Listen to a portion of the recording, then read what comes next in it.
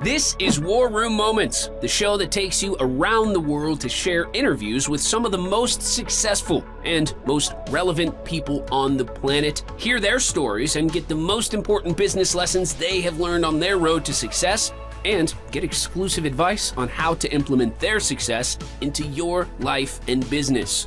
War Room Moments is brought to you by the Strategic Advisor Board. Here's your host, Jason Miller. Hey, welcome to today's episode of War Room Moments. I'm your podcast host, Jason Miller, and today I have Suzanne Dwyer on with me today. She is one of our awesome strategic partners. She works a lot with startups, all the things that are very, very difficult working with startup companies to make them the best success they could possibly be. Welcome to the show, Suzanne. Thank you so much for having me. I appreciate it. Awesome. Well, hey, tell us a little bit about you and tell us what your main superpower is. Absolutely. So I am a business coach and consultant. Been doing that, been in this space for over 20 years. Prior to doing coaching and consulting full time, I was just in fulfillment marketing. And I made a decision to switch over to just basically telling people what to do because I'm a lot better at just telling people what to do because what female isn't, right? So I kind of fell into just, focusing in on like helping people kind of find their spot, their space in the industry that they wanted to work in. This is where I'm at now. And with COVID, I actually made a little bit of a transition into that startup space because I typically worked with like high-end CEOs. Realized that my heart was telling me that I needed to really work with the startup and small business community so much more with like micro business owners and things along those lines because they really needed the help and they needed the guidance and they didn't really have too many outlets in being able to get that. So that's where I made my shift over. My superpower is actually being able to see a business for its entirety. So basically, I can hear someone tell me about their business and I can tell them right off the bat whether or not it's going to be a successful one or how to pivot it correctly to make it a successful one. Yeah, I'm really curious as to what you have seen, right, in because the last 2 years have been really, really tough, right? So, and that's for pretty much everybody, right? It's right. All of us have had some challenge. To say otherwise, you're just a liar, right? So, agreed. Obviously, but what is like one of the biggest challenges you've seen with startups that have been trying to start up through this transitional period of pre-COVID, post-COVID, all the buzzwords, right? Yep. The biggest word that everybody has heard is pivots, right? Yeah, I think we've all heard pivot more than rewatching an episode of Friends, right? Like everybody's heard pivot. It's been a whole thing for everybody. It's like you had to make a pivot, you had to make an adjustment, you had to make things change, which that was the biggest conflict for so many people. You've done things one way for so long. To make that shift and transition over into doing something in a completely different way is insane. So like longer running businesses had more difficulty than startup companies. However, I had seen a lot of startup companies that dealt with the whole, we just sunk our life savings into this location and now we can't use this location. So I've seen, the good, the bad, and the ugly. But I think the biggest thing that I've seen is the pivot. Every single person has hit that pivot point of, well, what do I do now? What do I do now? What do I do now? How do I make this work? And a lot of people that come to me I was like, okay, so we're going to look at the bigger picture of where you can be. And now that's become the new normal. Yeah. See, and I obviously the word, yes, like you said, pivot was like the new buzzword, right? But my idea behind pivot is maybe a little bit different than most people's because it really wasn't the art of the pivot. It was more the art of the micro pivot. All right. So doing these small little actions, right, that conserved cash flow that to their nth degree, right? Conserved cash flow, enabled growth, all these things, but in smaller chunks, not so much in these big, huge, we're going to make this $1 million shift, right? and you've had to have experienced a ton of the micro pivot stuff in the space you work in, because they don't have the cash flow for all that, right? So what are some like major little micro pivots that you really help little companies get through? Well, the number one first is the micro pivot of the mindset, because the first thing you have to do is change your way of thinking. And the thought that not everybody is your customer is a foreign concept. That is like you've got to be kidding me. Why isn't everybody my customer? And I'm like, cool. So what do you sell? I sell makeup. So, okay. So do you typically have like, the male gender that associates with the male gender? Do they buy your makeup? Well, no. So then how is everybody your customer? That is like a aha moment. And for some people, it's really, that transition is super duper hard for them. They just can't see past the, why doesn't everybody love my thing as much as I love my thing?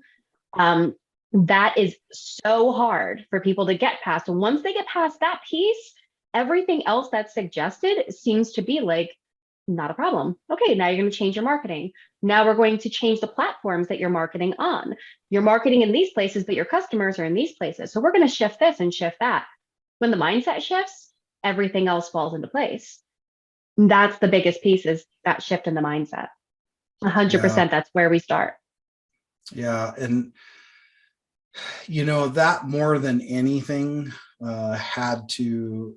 we saw all these big companies fold, right?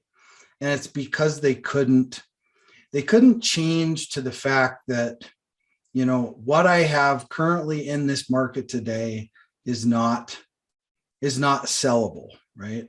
So in other words, you take which one of the car rental ones went out of business? I can't think of which one. Anyway, it doesn't matter. I think it might have been even Hertz. There was a couple of them that small ones went completely belly up. Yeah. Yeah. I think the big one was Hertz, and it went out of business. And, why did it go out of business? Because they didn't shift, period. Right. They just kept trying to do the same thing over and over again. And we all know the definition of insanity is continuing to do like how you slipped that in there. It's continuing to do the same thing over and over again with the same result, right? So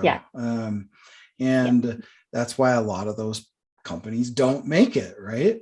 Is if an acquisition channel doesn't work, stop freaking doing it, right?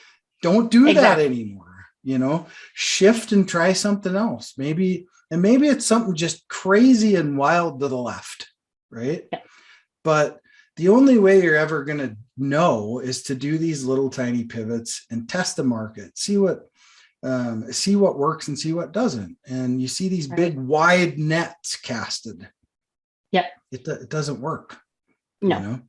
No, but I mean, it's crazy though with some of the small businesses, some of them, like I actually had one company that reached out to me because I offered free strategy sessions at the beginning of COVID to help people with the pivot, and one of the companies that have reached out to me, they literally just decided, both husband and wife had just decided to take their savings and open up a kids gym, basically just like a kids play space. So they rented this location, they had a nice long lease. They spent all kinds of money on equipment, mats for the floors, everything. I mean, just ridiculous, because they wanted to be able to spend more time with their kids. And so that's why they wanted to open this gym. And I'm like, well, that's great. And then COVID happened. So a week before their grand opening, they were told they can't open. And on top of that, both of them got laid off from their jobs. So their fail-safe was keeping their jobs if the gym didn't work out. And now they lost everything. And when they contacted me, they were in like hair on fire mode. And I can tell you, I'm like, well, we're going to have to make a big change into what you have thought this gym is going to be this whole time. And now they have an online play center that they use to this day.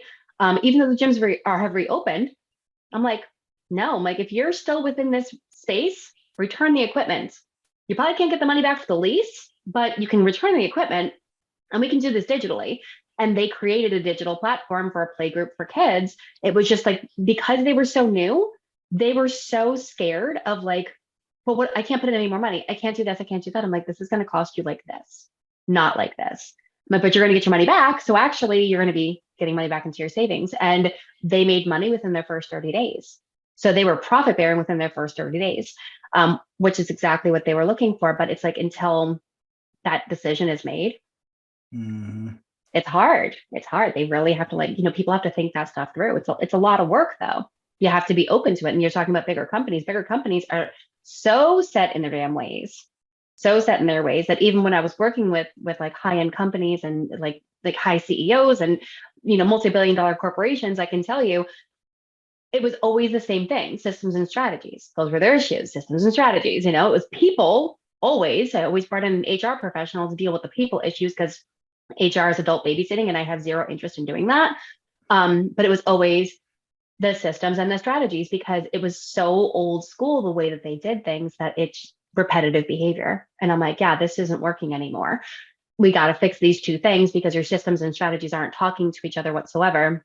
We need to create a new strategy, and then we're going to update your systems to be able to accommodate that new strategy. But you're working on a system that's not working with your strategy. So nothing's working and you guys are losing money, and there's too much effort being put in and you're not getting the result that you're looking for. But it's that old school way of thinking, just like, oh no, well, this is how we've done this forever. Like, that's cool. Anything about like, personal growth and development? Possible. Yeah. Like, right. Are you still the same person you were 10 years ago when you started working here? No? Oh, look at that for a second. Imagine that, right? Imagine, right? And it really does lend to Sears. This is such a great example, right? Oh, yeah. Of look how long they limped on and just refused to change. $12 billion worth of expenses and $6 billion in income, right? Well, how long is that going to last, right? Well, they limped it along for a long time, but you look at some of the reasons why, right? Well, they never say the real reason, right? There's always the public's view of it and what really happened, right? Yeah. So, and you look at how they just didn't come up with the times, right? So, and you're not used to technology. That's fine. Go get somebody that is, because I'm not that person. I'm not that guy that's going to build websites and do all that stuff, but I have somebody that does do it. So if it's not your superpower, quit fooling with it. Right? Exactly. Well, that's why people like you and I exist, right? It's like, right. Your job is to do your thing. Our job is to help you find the right things for your business. Like, that's right. What we're supposed to do. But just like Sears, like, perfect example, like they just relaunched. And as they relaunched, the relaunch that they came out with was completely on its ear from everything that Sears stood for. So now they're like, basically the replacement of the Sears outlet is I believe it's called like Freight America or something along those lines, but it's Sears outlets. Which not many people know. They're just seeing all of these freight outlets just popping up all over the place, like these Freight Americans or whatever they're called, just popping up everywhere. And they're just like, hey, this is a new company. And it's like, yeah, no, it's not. It's just Sears outlet.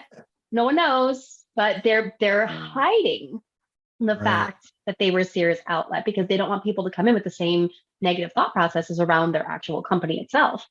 But they had to come in under, like, under the microscope, like not under the microscope, but like, under the wire over here, because they didn't want people to know. And all that needed to really happen was they needed to make that shift over a while ago. And if they would have never had to go through the pain and the turmoil that they had to go through. Yeah, for sure. Mm-hmm. Yeah. And it's interesting because even you look at a mature company that's been around for 20 years, right?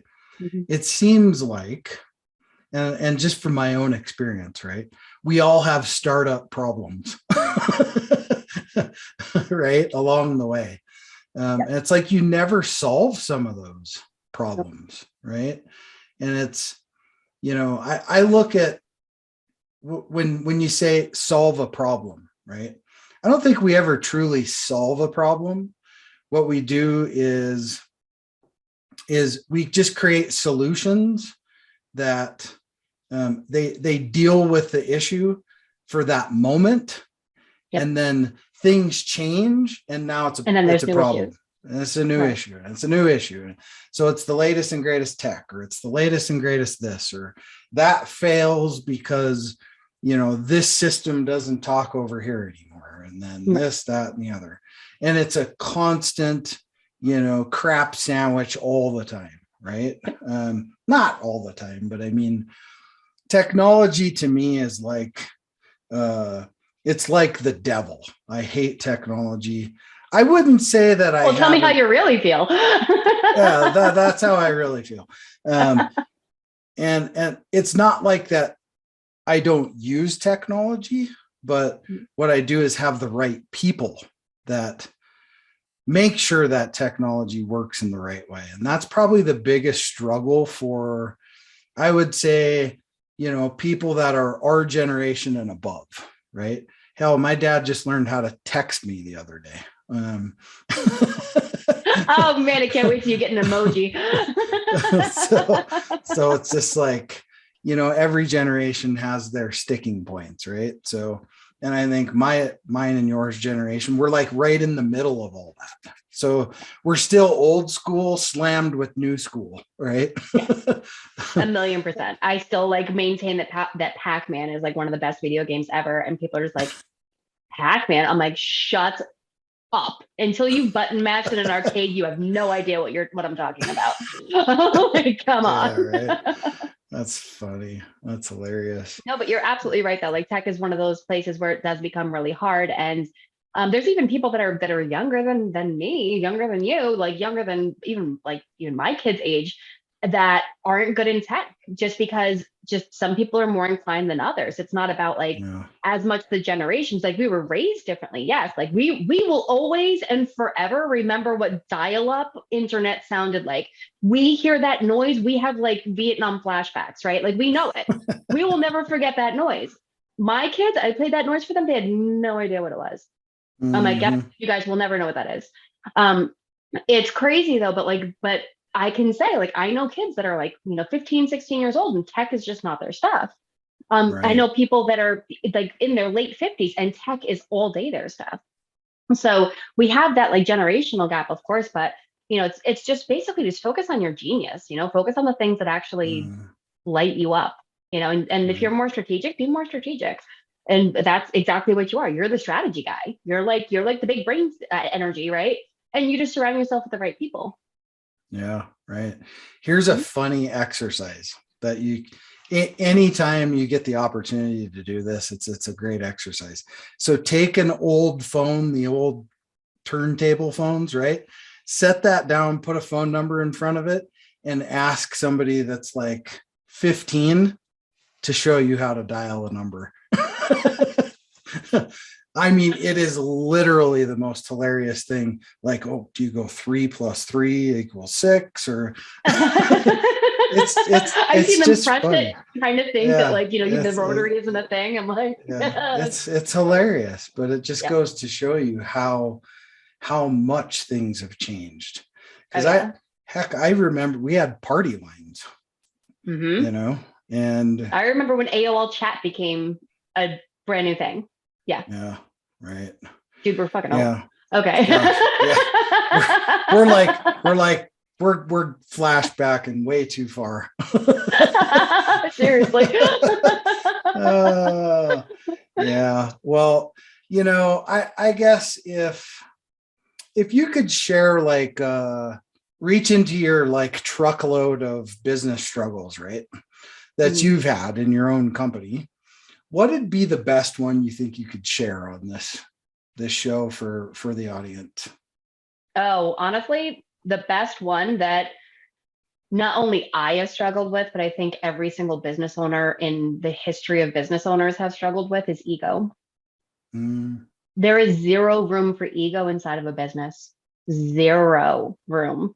And when you start thinking and acting and reacting with ego, that is when your business will struggle, because you will not welcome and adapt to change. Man, that's a truth grenade right there. Right? I know it's a big one. Well, I always look at it as like, we all have core values of our business, but then we have core values of our life. I always say people have a minimum of 4 core values in your life, right? So for me, mine are peace, calm, love, and support. Those are the things that I thrive on. Those are the things that I bring to the table in every relationship. That's friendships, that's work relationships, that's everything. And those are the things that are my non-negotiables. So if it reduces my peace, if it does not give me calm, if it does not make me feel loved and appreciated, and if it does not offer the support that I'm looking for, I'm not interested. Those are the things that I thrive by. So when I look at the business, I have to look at it from that objective standpoint of, do I really want to battle? No, I want calm and peace. So how do I obtain calm and peace? I make sure that I obtain calm and peace by supporting people that will support, surrounding myself with people that will support me and that have the same love for what it is that I do because they do the same thing. So I surround myself with those people. And when I'm being a jackass, they're going to tell me I'm being a jackass. And I'm like, cool, you know what? Needed that, thanks. And it's no longer the ego. It's the, hey, you need to look at this from a different perspective. And I'm 100% in on that. But that I think is the hardest thing for people to get past is that ego is in everybody. We all have an ego. And it doesn't matter how you feel about yourself. Everybody has an ego in certain areas. In business, there's no room for it. Yeah, I agree. And every once in a while, it's good to have somebody just kick you right in the freaking teeth. Yep. Every once in a while. It's a with good some steel-toe boots. Yep. Yeah, it's a healthy thing, right? Yeah. I call them crowbar moments, right? It's like, okay, let's go ahead and pop your head out of the backside, right? Yep. When you walk, go back outside and come back in and just go ahead and hang that ego up on the way in, right? Yeah. Because it's not helpful. Not at all. Nothing can happen. It's like you're living in your comfort zone. That nothing's going to happen in your comfort zone. You can sit there all day long, but you're never going to grow. So take the ego out of it, and you'll find the growth that you're looking for. Yeah, so true, so true. Well, hey, kind of to close things up, I like to ask this question: if you could pick someone that could have been here today, dead or alive, friend, family, Jesus, Gandhi, whatever, right? That you could have asked a question and we could have sat here and had a conversation with, who would have that been? That I would have to probably say would be my dad. My dad has passed. I would he would be the person that I would have wanted here. Yeah. Well, I will tell you this, he would have been very proud of what you've built. For sure. You've built a small empire under you, which is a wonderful feeling to get to do that and to really get to change the footprint of the world. And that's where you and I have aligned so beautifully. Agreed. Completely agreed. Thank you. For sure. Well, hey, how do people get a hold of you, Suzanne, to work with your genius? Absolutely. So beabeaconinyourindustry.com is a great way to connect with us.